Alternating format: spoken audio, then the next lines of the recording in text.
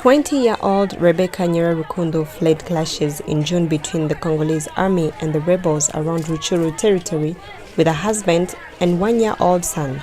They found shelter at this school-turned camp for the displaced in Nyiragongo territory, along with hundreds of others. We arrived here on foot because we had no transportation, but had no food. I went 5 days without cooking, and my child became weak. I took him to the health center, but nothing worked. Her son was malnourished, got sick, and on July 17, he died.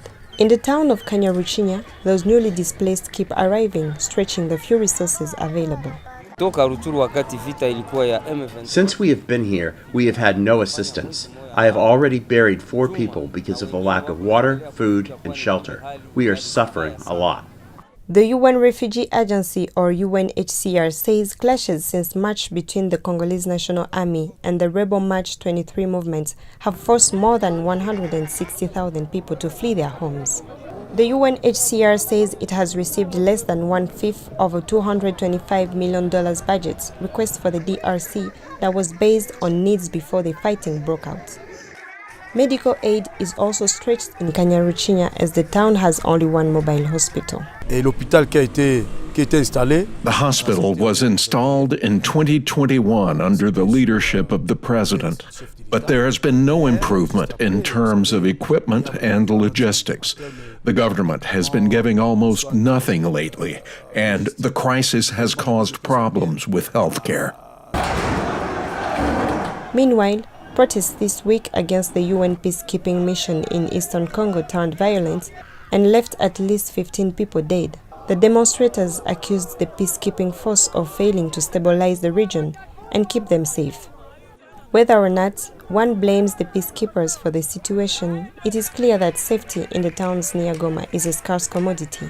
Ruth Omar Esther for VOA News, Nyiragongo Territory, Democratic Republic of Congo.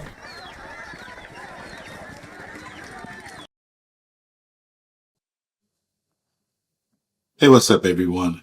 Welcome back to the Marc Perspective, where I know we talk about social and political issues, but we also break down some global issues with nuance, edge, and clarity. Today, we're diving into a historic peace deal between Rwanda and the Democratic Republic of the Congo, orchestrated by the United States of America. And why it matters not just for Central Africa, but for America, the global economy, and maybe even that phone in your pocket. Let's get into it.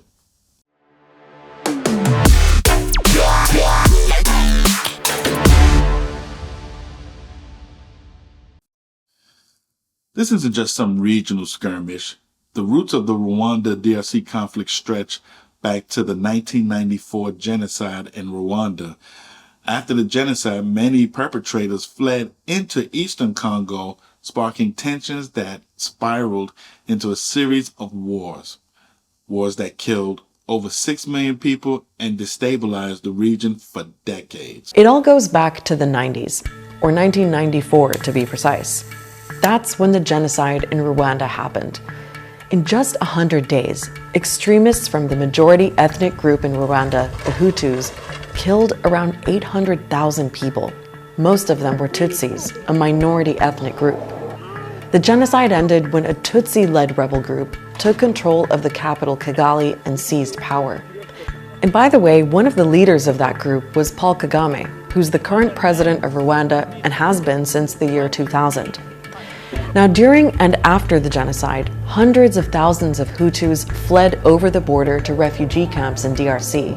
But among them were some of the extremists who took part in the killings. They then started to remobilize and carried with them the anti-Tutsi ideology that had stimulated the genocide in Rwanda, and therefore Kigali saw them as enemies. 2 years after the genocide, Rwanda invaded DRC to go after these Hutu militia groups. And that kicked off what's known as the First Congo War. Other countries, including Uganda and Burundi, joined the fight. They all went after Congo's president, who'd been in power for more than 30 years, kicked him out, and installed a new government.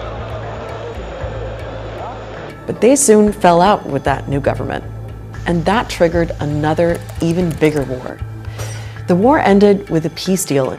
It included elections and a process to integrate various rebel groups into the Congolese army.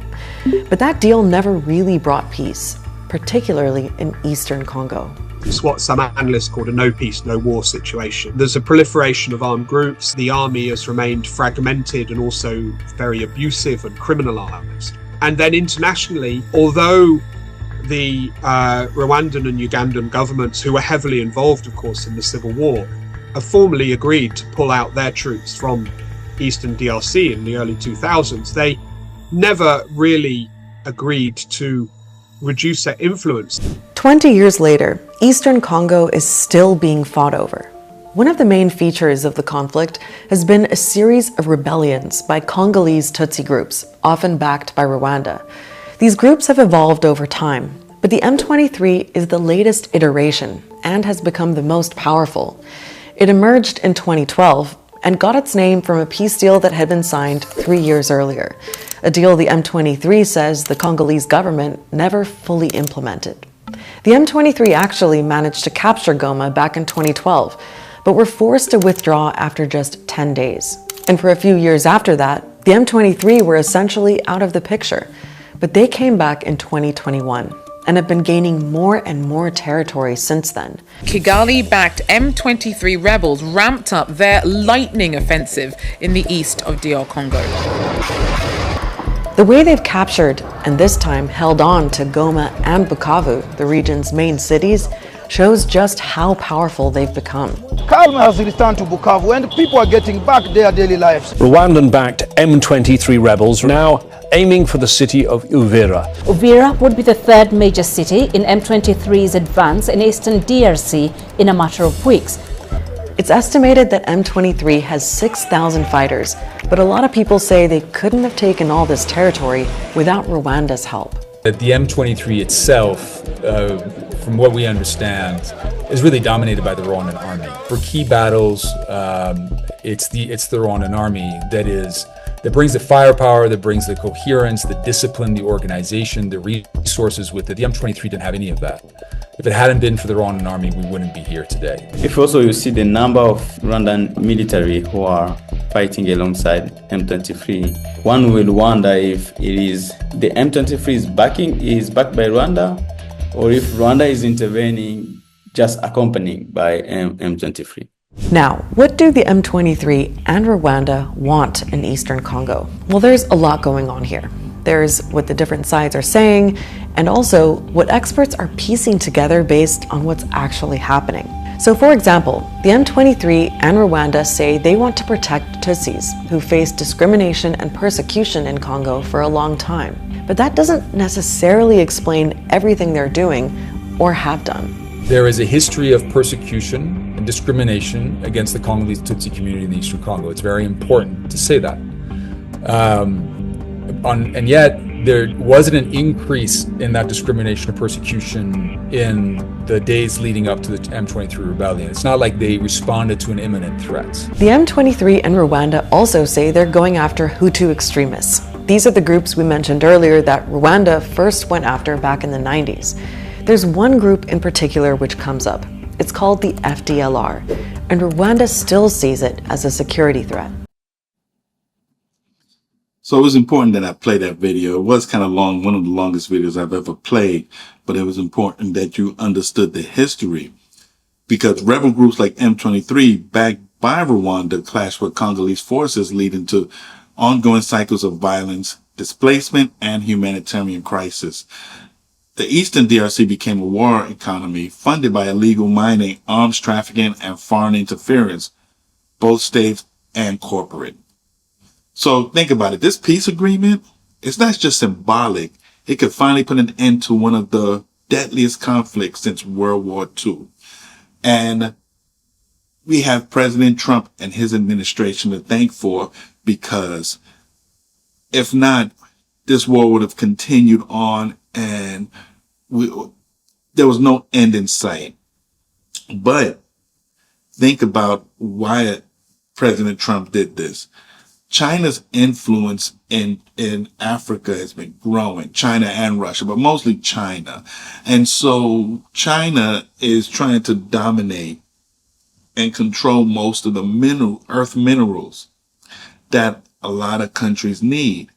So our feckless leader, or former leader, who wasn't at the helm, and his administration knew nothing. They couldn't tell you what pot to piss in or anything. They weren't realizing that these minerals are very important, especially like I said earlier, for people that like to use their cell phones, people that have computers, things like that. Shoes, electric vehicles that people so adore. China would have had full control or almost full control of these minerals. But thanks to America and President Trump, we've negotiated a deal. So let's talk about minerals. The DRC is the Saudi Arabia of strategic metals, cobalt and copper, lithium, things like that, all critical for your EV, smartphones, and renewable energy tech. Rwanda, on the other hand, exports tungsten. I think it's called tungsten. These are another essential elements in electronics. These things are very important. So guess who's been investing heavily in these resources? Like I said earlier, it is China.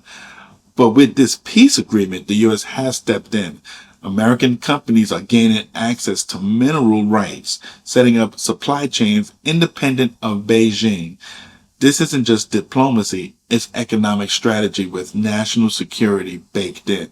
I mean, you just can't get any better than this. America, President Trump, this guy, I don't know why, I don't know why people feel that President Trump don't know what he's doing. This guy is a genius. This guy is smart. He knew exactly what it is that we need to stay dominant, because if China would have controlled the minerals, imagine we would probably not be the currency of the world, because China would control what not just America need, but the world. And because now America wants to be is the leader, and we want to stay that way,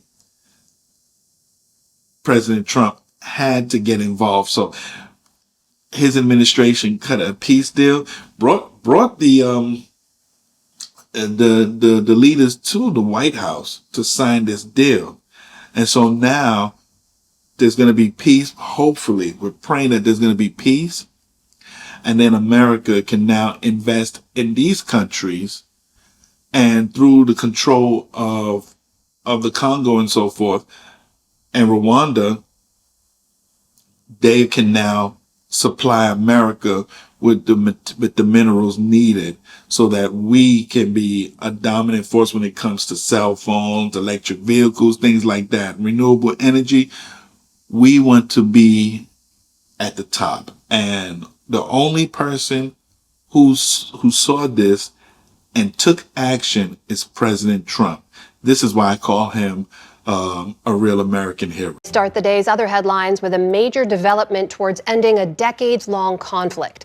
The Democratic Republic of the Congo and Rwanda signed a peace agreement in Washington today. The Trump administration mediated the deal. The African nation's top diplomats put pen to paper at the State Department alongside Secretary Marco Rubio. Experts doubt it will end the fighting right away, but Rubio hailed it as an important first step toward peace. For all the things that make life worth living, those things become impossible when there's war and when there's conflict. So we're grateful to have played the role we've played. We acknowledge and recognize there's still more work to be done. Today's agreement follows decades of conflict that has its roots in Rwanda's 1994 genocide. It's been driven by fighting between two ethnic groups, among other factors. Analysts say millions have lost their lives. The deal also comes as the U.S. competes with China for influence in Africa and access to minerals that are critical for much of the world's technology. So you see what I'm talking about, and you can also hear what they're saying. This is a great move for America because I guess what you could say is with Russia expanding and China is building infrastructure everywhere from Nairobi to Niger, the U.S. needed a win. And this deal was definitely a win. It shows Washington can still be a peace broker or peacemaker, but with strategic returns. Okay? This isn't just about stopping bullets. It's about building alliances and supply chains, securing rare earths and countering authoritarian influence through economic engagement rather than military force. You know, I don't care what anybody say. This president has to be this has to be the best president we've ever had, you know, because he sees the situation and he acted because we needed a win. Okay. The DRC has over 7 million internally displaced people. So President Trump knew he had to take action, and hopefully these displaced people can go back home and they can build and regrow and live in a peaceful society. I just love how this is turning out. You know, this is great news for not just America, but for Rwanda, the DRC, and basically the world. Okay. And it's also going to keep America strong, because with China trying to control those mineral rights, you know, this actually stops that progress. And it shows that America is now trying to take control, because under the Biden administration, under the Obama administration, they didn't see the bigger picture. They weren't looking into the future. They just, you know, every time Democrats, they just deal with the now. And then I give you a prime example. Bill Clinton, who started the subprime lending, Bill Clinton, and that dummy George Bush took the fall, even though he didn't see the future. He just allowed that subprime lending to continue. And then when it all said and done, they blamed it on this bozo. This is why I tell Republicans, don't worship, George W. Bush, that other one that looked like Eddie Munster, from Wisconsin. Paul Ryan. Don't praise these people. They did nothing. And now that President Trump is actually doing something, the only thing they can do is just walk away, because the American people see right through them. Bill Clinton, who started the subprime lending, did for the now. So he had blacks, especially the ones that live in the projects, that income was very low income whites, Hispanics, and so forth, purchasing these homes knowing that they could not pay these loans. And so that he changed the law so that, you know, you didn't need a lawyer. You didn't have to sit down with, you could just go in and say, hey, sign this, and then you're free without understanding what was going on. And so many people lost their homes. And it wasn't because of George Bush, even though George Bush allowed that subprime lending to continue. It was because of Bill Clinton and that Andrew Cuomo, who I hope doesn't become mayor, and I hope that other one, I'm actually going to go for Eric Adams, even though I don't think he's a good mayor, but I'd rather Eric Adams than the others. But Andrew Cuomo and Bill Clinton are the ones who caused the 2008 housing crash, because they created the subprime lending and changed the law so that there was no accountability. Okay. There was no oversight. They really screwed people over. Bill Clinton really screwed black Americans over. And now they dealt with the now. And then if you didn't look in the future, now you see that, hey, they didn't foresee what could happen. President Trump is actually looking into the future, saying, well, if we don't do this, this is what could possibly happen. And he's doing it. And I just have to say that this president is setting America up to hit it out the park. And that, I mean, I'm just ecstatic for what's going on. We got some breaking news coming in that the heads of Rwanda and the Congo Today at 3 o'clock, we'll be in Washington at the White House signing a peace treaty deal in front of the President of the United States of America with Donald Trump. And I have to tell you, for me personally, this is an incredible win, as thousands upon thousands of women have been losing their lives, and women being trafficked, and women and children all together, and the atrocities that have been going on there over in the Congo. I've also been fighting against the children that are enslaved over there, 2 years old, 3 years old, 4 years old, as they are being forced in the cobalt mines. Some of them are not even getting fed for 1 or 2 days straight, and they're losing their lives right in front of the people that are using whips and beating them to continue to work harder. The videos have been disgusting. I don't want to post them. I don't want to play them because they're so hard to watch. But if you want to go and search for yourself and look what has been happening in the Congo, I implore you to join my campaign to stop the slavery of these children out of the Congo. Mr. President, fantastic, great job. And by the way, the last time I looked at this, Mr. President, these are countries of black nation, black cultures, not white. So as people continue to call you and use the racism word, I would tell you that they should think again. Good job, Mr. President, and thank you for bringing all of us together as one nation, where we do not see color at all.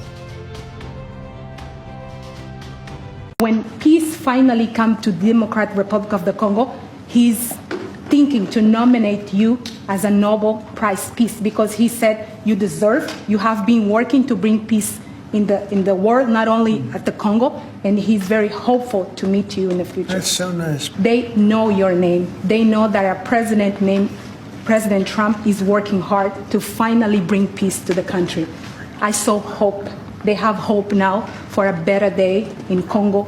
They see what you're doing as a future, better future for Congo.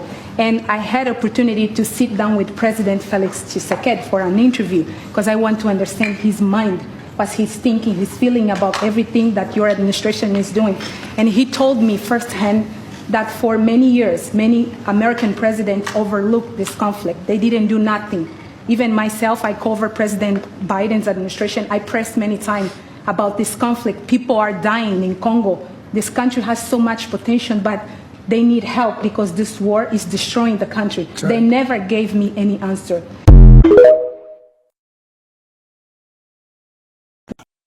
So, what does this mean for you, my viewers? It means your phone, your car, your economy, they're all connected to places the news barely talks about. Peace between Rwanda and the DRC isn't just good news over there, it's strategic leverage here. It shows diplomacy can be both moral and pragmatic. So I say this is a time to really celebrate, because this president is not only brokering peace deals throughout like the Israeli-Iran conflict, but also the Rwanda-DRC conflict, which has been going on for far too long with too many deaths. It's strategic because in order to keep America the leader, we have to have, let's say, certain minerals, certain things that keep us going. And these materials, these minerals will help America continue growing, striving, inventing new things, and being able to control the currency of being the currency of the world. Our dollar dictates the price of oil and things like that. So with a strong America, we can now negotiate, bargain, and keep prices down so that in America we can afford things. I just wish that others would understand this. And the naysayers, the ones who say, President Trump just doing this, he don't care about black and brown. It's not even about that. Number one, he just brokered a deal. What were you guys doing? Because those same black and brown people that you're talking about were dying. They were dying every day. Over 6 million have died since the conflict began. And this was in 1994. You're going to sit down and say, President, when he just brokered a peace agreement to end this war. And yes, America needed some type of advantage in the situation because we are dealing with China and Russia, who Russia is trying to expand, and China is building infrastructure and really investing in Africa. The natural resources that's in Africa, China then won it. Why would America not be involved? It makes no sense for America to sit back and allow China and Russia to really take advantage of that situation. It just makes no sense. And so why President Trump is probably the best president ever. And he put America in a position of strength. So please pay close attention because this president is doing great things. I'm about to get ready to go now. I need to enjoy this day. I think even though it's kind of cloudy out here in Florida, I truly love to go out and just enjoy myself and take part in whatever festivities is going on out there. I would recommend you guys do the same thing. Enjoy your day, enjoy your family, and please enjoy our president and America. On that note, I'm out of here. Peace.